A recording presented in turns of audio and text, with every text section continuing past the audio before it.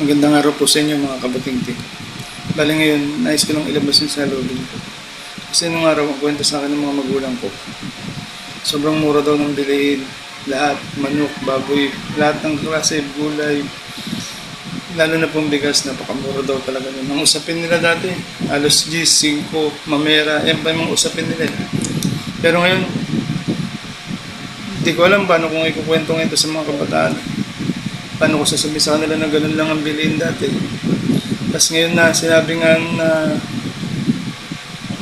ewan ko, basta lalong tumaas yata ang bilihin ngayon. Tapos may usapin pa ngayon na magiging 20 na lang daw ang kilo ng bigas. Pero may bis, bali 20 pa lang idadagdag sa kilo ng bigas. Beat nuts, Mr. Meth. You know how we do. Se acabó.